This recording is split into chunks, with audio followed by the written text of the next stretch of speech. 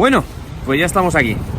Hemos saltado en el tiempo, en el espacio, nos hemos venido desde el plató, nos hemos venido aquí, al lugar donde empezó todo, ¿vale? Ya hemos dicho en la intro que íbamos a hablar sobre el famoso partido de la muerte y como Viviendo en Rojo creemos que es mucho mejor vivirlo que contarlo, pues nos hemos venido aquí, nos hemos venido al lugar donde empezó todo, a la famosa panadería donde arrancó aquel equipo, el FC Stars del que vamos a hablar, que ahora evidentemente pues es un sitio pues bueno, abandonado, para que no vamos a engañar, es un sitio, una zona bastante deprimida de Kiev, pero creo que si vas a hablar de algo es mejor ir, verlo por tus propios medios y contarlo en primera persona. Así que vamos a empezar la historia desde aquí, desde el propio centro de Kiev, desde la panadería número 1, donde aquel famoso partido se empezó a gestar, ¿vale? Aquel famoso partido de la muerte empezó aquí, en el año 1942.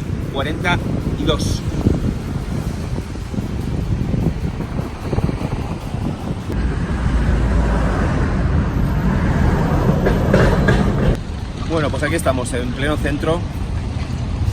Veis que es una ciudad muy bonita. Nos tenemos que imaginar por aquí la invasión del ejército de Hitler con todas las patrullas aquí por el medio de la ciudad, y nos podemos intentar un poco respirar el ambiente que se movía. Para entender esta historia tenemos que echar la vista atrás. Nos vamos al comienzo de la invasión alemana de la antigua Unión Soviética. Una de las grandes obsesiones de Hitler fue llegar a Moscú, pero antes debía pasar por la actual capital de Ucrania, a la que llegó en junio de 1941. Inmediatamente después del ataque de las tropas de Hitler a la Unión Soviética el 22 de junio de 1941, algunos de los jugadores del Dinamo de Kiev formaron parte de las unidades regulares del Ejército Rojo que intentaron defender la ciudad de la invasión nazi. Jugadores como Klimenko, Kuzmenko, Trusevich, Komarov, Putistin, todos futbolistas en activo del Dinamo de Kiev, del Lokomotiv o del Odessa Fútbol Club. Todos estaban alistados en el batallón de caza del área fortificada de Kiev. Imaginaos, por comparar con la actualidad, ahora a Messi o a Cristiano Ronaldo alistándose en el ejército y entrando en combate.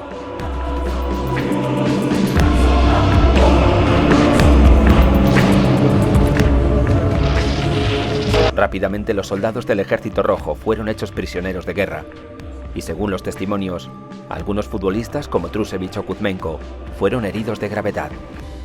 Dubiansky, jefe de la sección de educación física de Kiev, y Stepa, profesor de la Universidad de Kiev y editor del periódico profascista Nova Ukrainsky Slovo, se enteraron de la presencia de jugadores en el campo de prisioneros de guerra de Boyarsky y escribieron una carta al jefe del gobierno solicitando la liberación de estos grandes deportistas de Ucrania.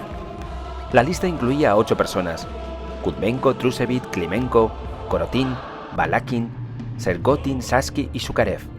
Pronto estos jugadores de fútbol fueron liberados al acatar lealtad a los alemanes y ser encuadrados en la 4ª categoría, sospechosos. Después del final de las batallas en Kiev, la vida cultural comenzó a mejorar en la ciudad. Bajo la dominación alemana, Kordich, uno de los protagonistas de esta historia, fue clasificado como filonazi y nombrado director de la panadería número 1, la panadería que hemos visto al principio del vídeo. Pronto Kordich se encontró en el bazar judío, ubicado en la actual Plaza de la Victoria, a Nikolai Trusevich, portero del Dinamo de Kiev, y le sugirió que fuera a trabajar con él en la panadería que regentaba. Algún tiempo después, con la ayuda de Trusevich, otros futbolistas de Kiev también llegaron a la panadería: Koncharenko, Sunchev, Kuzmenko, Komarov, Putistin, Klimenko, Svidorivsky o Balakin, todos los que vimos en la foto anterior. El 27 de mayo de 1942, el director de la panadería escribió una carta de solicitud a la sección de Educación Física y Deportes del gobierno de la ciudad diciendo: la panadería número 1 de Kiev solicita registrar el equipo de fútbol voluntario de la planta. A partir de entonces el equipo se convirtió en oficial. Kordich también brindó a los jugadores la oportunidad de entrenar 2 veces por semana en el estadio Zenit, después de que dejara de ser un campo de prisioneros.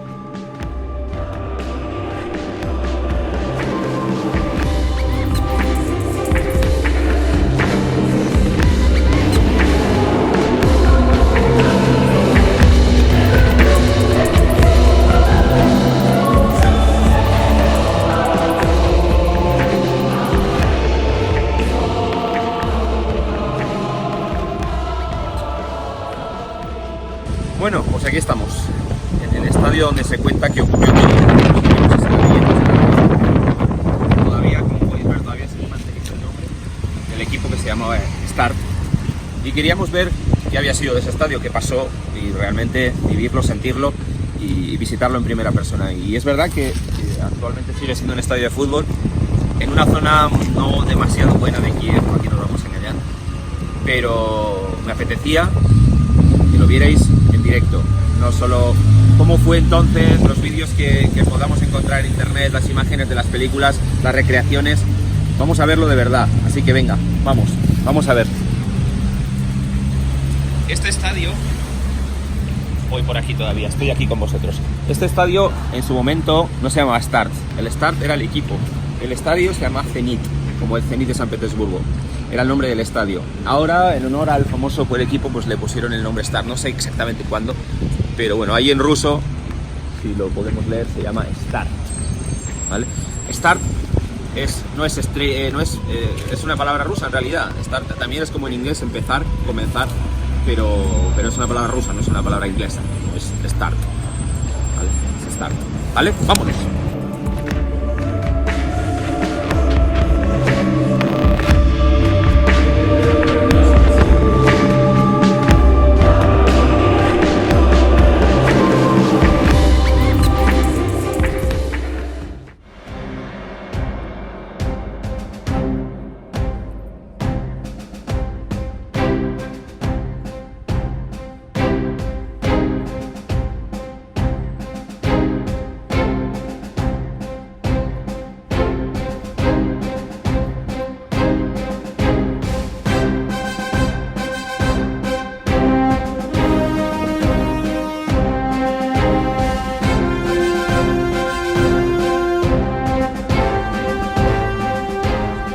Estamos en mitad del campo, como podéis ver, el campo donde se supone que se vivieron todas aquellas aventuras o aquellas, no sé, más que aventuras, desventuras. Pero la verdad que incluso ahora mismo impresiona. Sigue siendo un estadio bastante, como podéis ver, de un sitio pobre, de un sitio deprimido. Pues tenemos que imaginar esto en plena invasión nazi, Kiev, ¿vale? Y la verdad que, pues bueno, pues le pone un poco los pelos los pelos de punta a uno, ¿no? La piel de gallina. Es un sitio que bueno, que tiene su punto de mitología, de leyenda. Quizá nunca se sepa del todo si llegó a ocurrir o si exactamente pasó como lo estamos contando, pero bueno, la historia lo cuenta así y nosotros estamos intentando ser lo más fieles posibles a la historia. Y creo que lo mejor cuando uno cuenta algo es venir y verlo. Así que nada, vamos a verlo.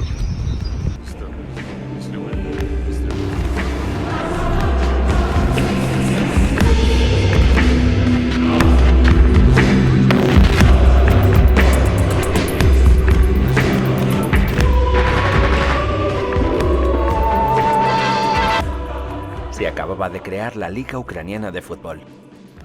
El primer partido se llevó a cabo el domingo 7 de junio de 1942 a las 17:30 en el Estadio Palacio de Deportes, entre el Ruhr y el Star. La entrada fue gratuita y el Star ganó por 7-2. El resto de los partidos del Star se celebraron en el Estadio Zenit. El 21 de junio el Star se impuso a la guarnición búlgara por 6-2. El 28 de junio ganó al equipo de la unidad de artillería alemana por 7-1. El 5 de julio, el Star ganó al Deporte por 8-2. El 17 de junio, el Star se impuso al equipo militar RSG por 6-0. El 19 de julio vencieron al MSG húngaro por 5-2. El 26 de julio tuvieron su partido más reñido y ganaron al GK Escero por 3-2. El 6 de agosto de 1942, el Star ganó por un marcador aplastante de 5-1 al Flakeld, un equipo nacional formado por soldados y oficiales nazis.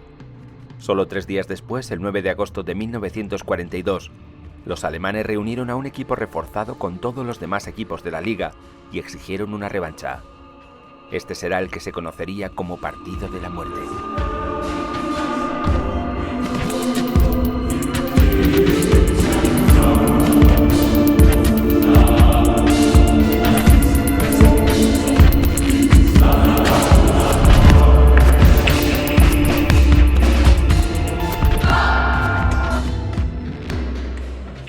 El partido era de vital importancia para los oficiales alemanes. La superioridad aria estaba en juego, y no escatimaron todo tipo de triquiñuelas y juego duro durante el partido, según recogen las escasas crónicas de la época.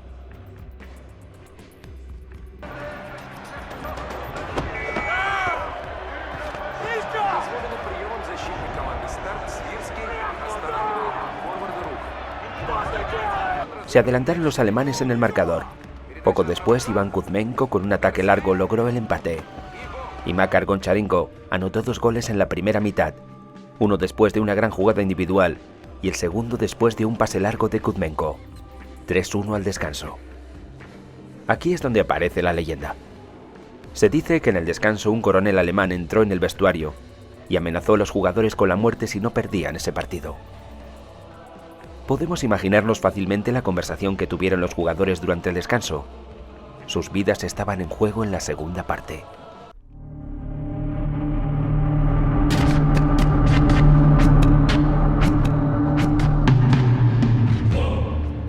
Nada más empezar la segunda mitad, los alemanes empataron el partido, tras 2 regalos del Start.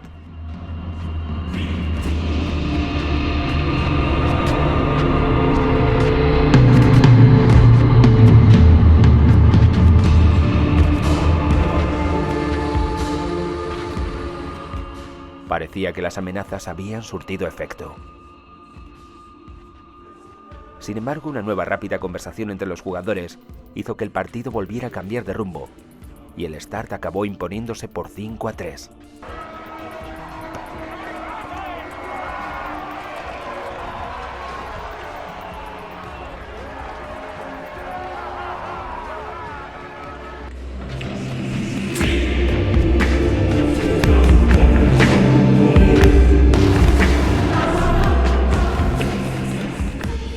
El 16 de agosto el Start jugó contra el RUK y ganó por 8-0, en el que sería su último partido.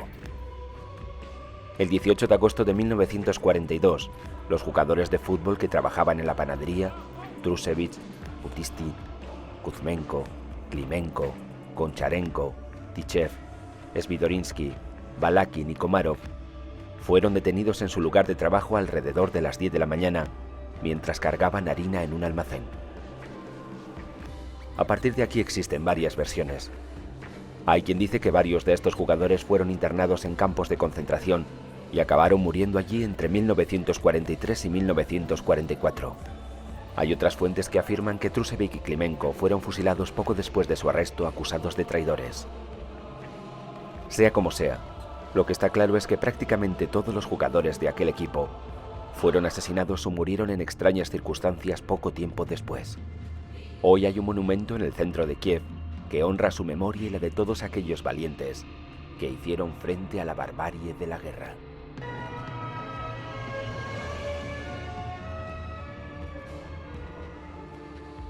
Bueno, pues aquí estamos, en el monumento que conmemora aquel famoso partido, aquel famoso equipo.